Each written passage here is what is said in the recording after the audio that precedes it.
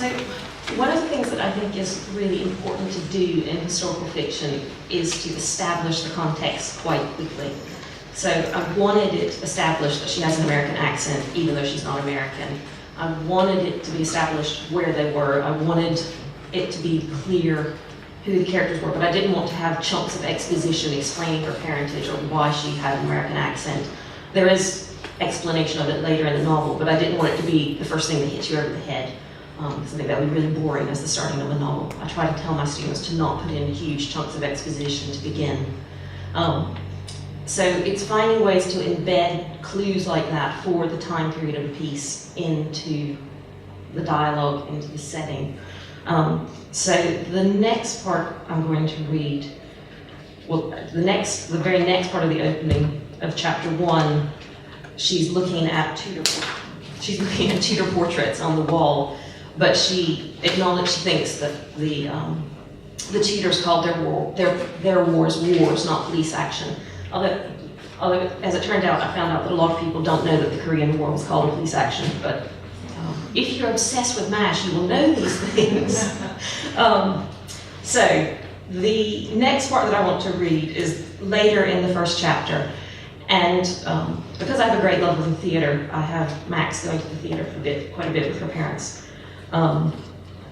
And so there's loads of things online and in the British Library. You can find out about what was on at the theater in 1952. And in fact, at the end of the novel, her father gives a review of a production of The Merry Widow, which I took from an actual review of The Merry Widow. He says it's going to close very soon, and it did close extremely quickly, because it was a very bad production, apparently. So, at this point, they're going to see South Pacific. Why had they picked a wartime piece set in a hot country for their first outing? She laughed along with the audience at the dancing, but the chorus boy soldiers' fake New York accents grated. Nothing like John Knox, Mr. John Knox. Her parents both went to the lavatories at the interval, and she went to the bar to order drinks. In the queue, with some enchanted evening soaring in her mind, she idly listened to the chatter around her. She reached the bar and opened her patent handbag, but a male hand placed a tumbler in front of her. An inch of smooth brown liquid filled the glass. "I'm sorry. It's already ordered, miss." The barman turned to the couple behind her. Her handbag's snap resonated too loudly. She closed her numb fingers around the glass. Maybe her father, but he always ordered her champagne at the interval. "My apologies that it isn't open." John Knox placed just the correct amount of pressure on her elbow to steer her away from the bar, but then immediately withdrew his hand. Still, better than sherry. "You chose your sherry poorly." She sipped the whiskey. "Thank you." Without touching her, he guided them, shepherded her, through the crush of people to a small gap against the far wall. People simply shifted out of his way. He placed his own glass, also whiskey, on the narrow ledge next to them. Max clenched her glass. "Who are you, Mr. John Knox?" Handsome in his way, if you like square-jawed, blue-eyed men with perfectly done dark hair. Max had danced with too many of them in New York to find them attractive. "Just an American in London. Who knows my preferred whiskey?" Nor did he judge her for drinking it. "And that your plane is a Beechcraft Bonanza, and you have a strong line in asking questions. Yet I know nothing about you except that you are Southern. Virginia? North Carolina?" The small smile emerged again. "I can share, see? You should drink your whiskey. The intermission won't last much longer. Still driving the DB2? He reached into his coat pocket. "Cigarette? Your sources didn't tell you that I don't smoke?" The case went back in his pocket. "You should, however, if you wish." "Darling, your father's at the bar."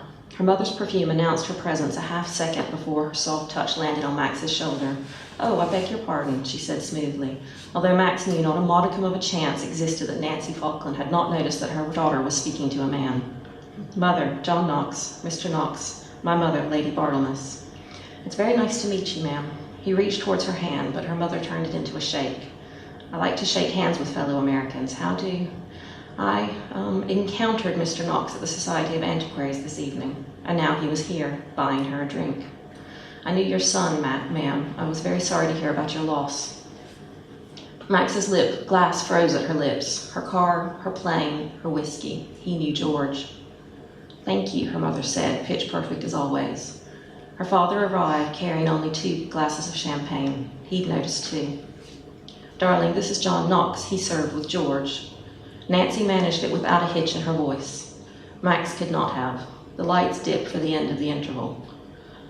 Dad shook his hand too. Very nice to meet you. You must join us for supper afterwards. It would be nice. Her father trailed off for only a second. It would be good to talk. Yes, sir. Max stared at John Knox's shoes. Tie shoes, not those new slip-ons, and highly polished. The way Sir left his lips so sharply, he certainly had served. But he was old enough to have served in the real war, not the police action her brother had gone off to. Her mother sipped her wine. Are you enjoying the play? The lights dipped again and people pressed towards the theater doors. Shall we meet in the lobby? Her father asked. It was settled around her in a quick blur. Did he smile goodbye? He certainly murmured good evening, his southern accent dripping over the soft, barely pronounced G. When her back was finally towards him, she tossed back a huge swallow of her whiskey. Its burn soothed her. He seems charming, Mother said. We think most Americans are charming. Her father corralled her mother's drink and returned it to the bar. Max placed her tumbler beside their flutes. How did they not rage, shout? How did they just move on? Her friends did too, the other pilots in the Air Transport Auxiliary. 6 of them had lost their husbands and kept on flying. But that was a proper war, not like... She took a deep breath and climbed the stairs behind her mother's swaying skirt. Maybe her mother gripped her father's hand a little too tightly as they proceeded along the narrow walkway towards the theater doors. Max glanced over the railing, as always. The first time she flew, she felt the same frisson from her childhood, looking down 3 stories to the smallness of the enormous adults. Tonight she saw perfectly sculpted hair above broad gray shoulders, a slight pause to light a cigarette, to place a hat on black hair, and then polished shoes walked out the front door.